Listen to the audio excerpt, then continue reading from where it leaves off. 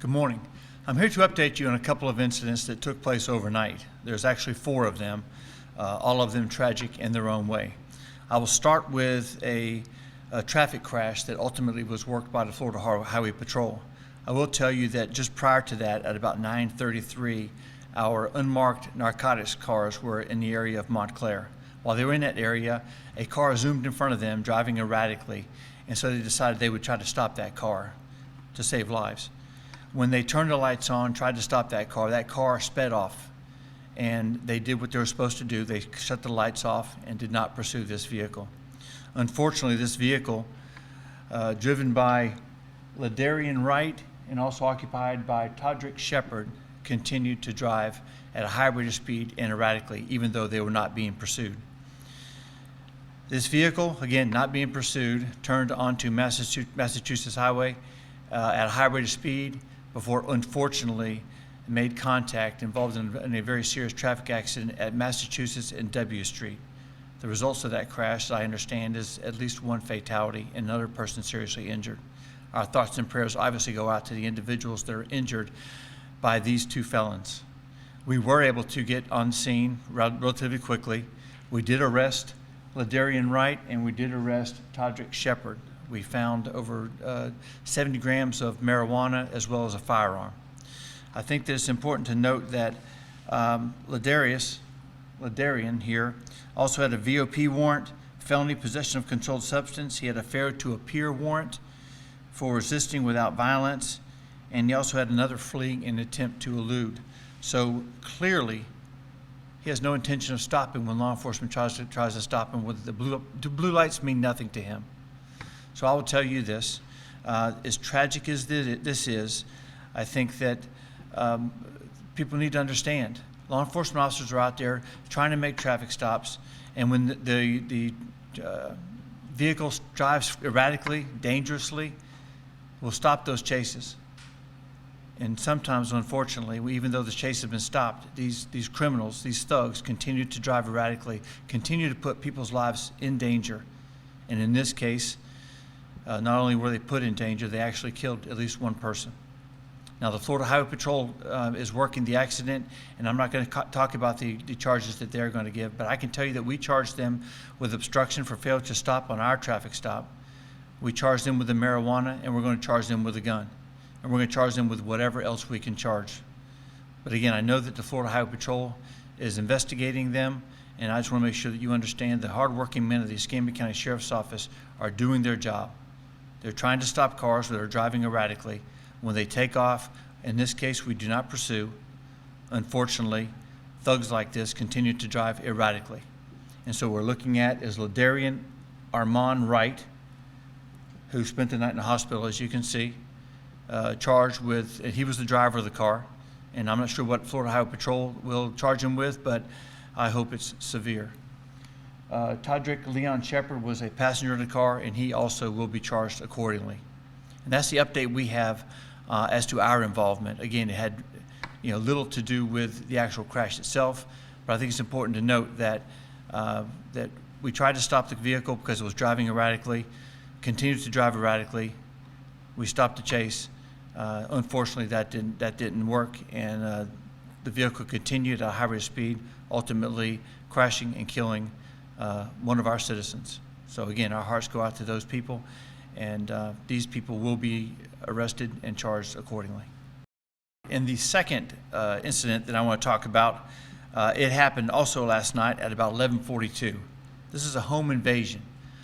3 men home invaded a house on Pinestead. There was a single person inside that house. Of the 3 people, 1 had a handgun, pulled a handgun from his waistband, and the other 2 were shoving the victim in his house. The victim had a handgun that he was hiding. That handgun slipped out and fell to the ground. One of the 3 felons picked up that handgun. So now 2 of the 3 have handguns on the victim, and they're in his house. The victim runs to a back room where he had a 3rd gun. He picked up that gun, an AK-47 style gun, and he started shooting for his own protection to get them out of his house and to protect himself. They fled, as they do. They fled, and we were able to identify 2 of the 3 individuals. And the 2 that we have identified and have active warrants for are Antonio Dwayne Dean Jr. He has active warrants for battery, domestic violence, failure to appear, robbery, carjacking with a firearm, aggravated assault with a deadly weapon, robbery with a firearm, and possession of a weapon. As you can see, these are different cases, not involving the same case. Not sure why he's out of jail, but these are 4 different cases. So he's going to be charged when we pick him up, and also DeTorrance Leanders Hackworth. He has warrants for him for robbery, home invasion, and these are 2 of the 3 people that attacked the victim in his home.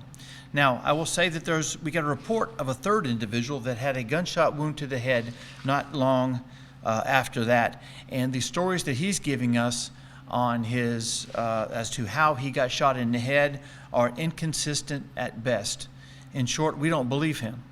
So what we're looking at is to determine whether this is the 3rd person that was involved. We have warrants on these 2 people, and we now have a suspect, a name for the 3rd person. So this 3rd person was shot in the head, non-life-threatening injuries, but we are certainly looking to see if he is the 3rd person that we're looking for.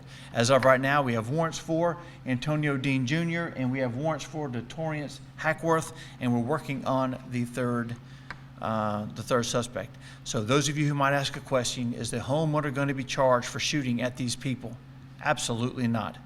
The homeowner is protecting himself, and in Florida, in Escambia County, you can protect yourself.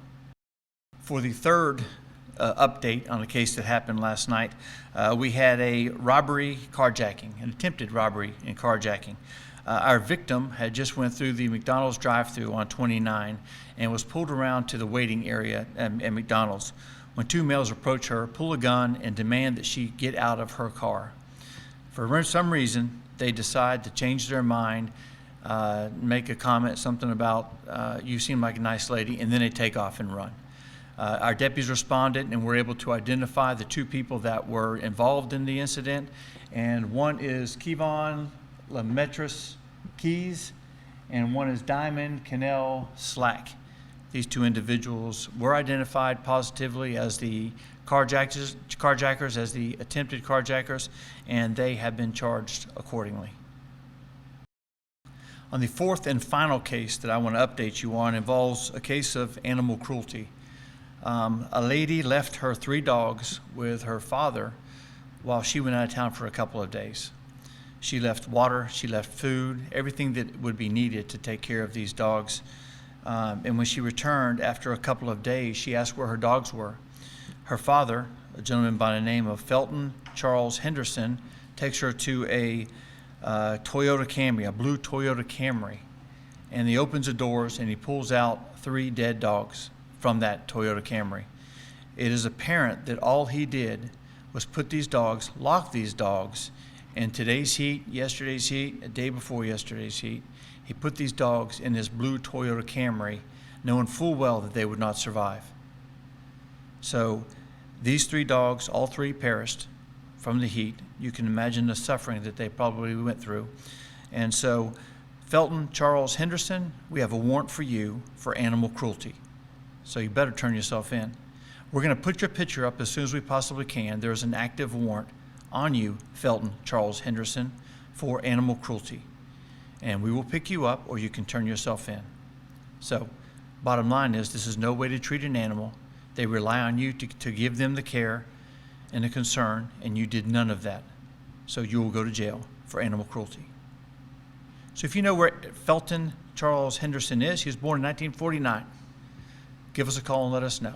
We would sure like to talk to Felton.